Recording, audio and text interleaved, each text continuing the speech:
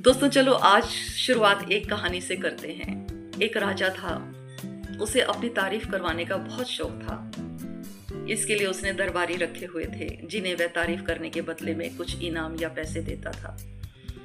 वे दरबारी दरबार में हमेशा राजा की छवि को ऊपर उठाने में लगे रहते। राजा बड़े दिल का है, राजा सकारात्मक है, इस तरह की बातें राजा के बारे में की जाती। जनता के बीच भी एक भ्रम फैलाया जाता।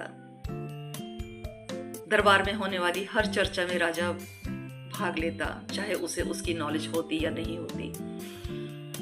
एक बार हेल्थ के ऊपर कोई चर्चा छिड़ गई और लगा राजा अपनी बुद्धिमत्ता दिखाने। उसी दरबार में एक इंटेलिजेंट वैद्य बैठा था। उसने राजा से कहा कि वह गलत कह रहा है। बस राजा को बुरा लग गया और उस वैद्य को अपने दरबार से निकाल दिया। उस दिन जनता को पता चला कि उनका राजा बड़े दिल का नहीं, बल्कि उसकी सोच बहुत छोटी है। दोस्तों, आजकल चलन बन गया है अपनी तारीफ करना और करवाना। आजकल लोग दूसरों को इस्तेमाल करते हैं अपनी छवि बनाने के लिए, और जो लोग ऐसी छवि बनाने की कोशिश करते हैं वे स्वयं अपनी गरिमा को भी गिराते हैं। झूठ बोलकर, दूसरों के कसीदे पढ़कर वे खुद गिर जाते हैं। भगवान श्री कृष्ण ने कहा है कि आत्म प्रशंसा आत्महत्या जैसा है। इसके पीछे भी एक कहानी है।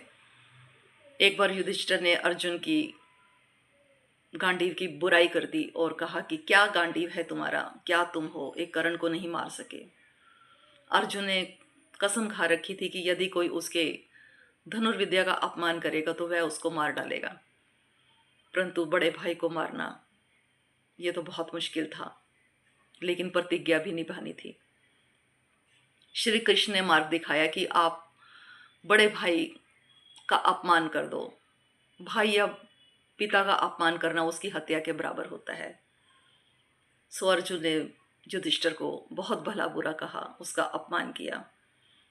परंतु अर्जुन के पास एक और समस्या आकर खड़ी हो गई कि इसके बाद बड़े भाई के अपमान के बाद वह कैसे जीवित रहे, और वह आत्महत्या के लिए तैयार हो गया। श्री कृष्ण ने इसका उपाय निकाला कि आत्म प्रशंसा भी आत्महत्या के समान होती है, और अर्जुन स्वयं की प्रशंसा करने लगा। तो दोस्तों, अपनी प्रशंसा करवाना या करना आत्महत्या जैसा है, क्योंकि इसके बाद आपका विकास रुक जाता है।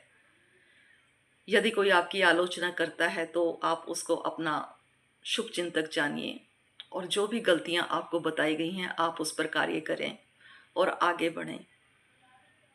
चमचों को एक ओर रखें और अपने सच्चे दोस्तों को पहचानें। जय श्री कृष्ण।